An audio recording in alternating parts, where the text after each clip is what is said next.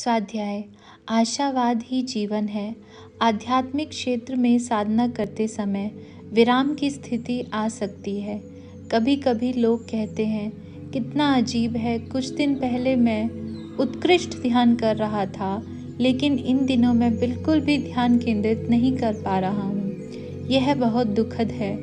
या कभी कभी कोई कह सकता है, उस दिन ध्यान करते समय मेरा शरीर कांपने लगा, यह काफ़ी सुखद अनुभव था, मुझे आज वही अनुभव क्यों नहीं मिला। ध्यान के दौरान या एकाग्रता में इस प्रकार का आनंददायक अनुभव आत्मसातीकरण के दायरे में आता है।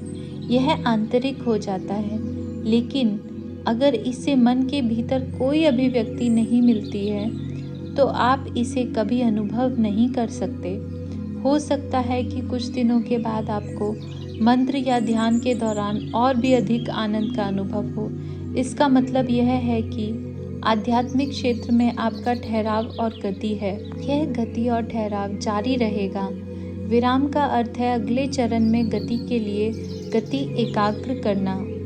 यदि कोई किसी विशेष समुदाय या संपूर्ण मानवता पर गति के प्रभाव को बारीकी से देखता है तो वह देखता है कि आमतौर पर लोग गति की अवधि की प्रशंसा करते हैं। हालांकि हम विराम की स्थिति को नज़रअंदाज नहीं कर सकते, क्योंकि विराम की पिछली स्थिति कैसी थी इसका आकलन करके हम अगले चरण की गति को समझ सकते हैं। यदि उन्होंने ऐसा किया होता तो वे निश्चित रूप से आशावादी होते, क्योंकि यदि उन्होंने विराम के लक्षण को ध्यान से देखा होता तो उन्हें एहसास होता कि गति के अगले चरण के लिए महत्वपूर्ण तैयारी की जा रही थी। अतः मनुष्य को किसी भी परिस्थिति में निराशावादी नहीं होना चाहिए।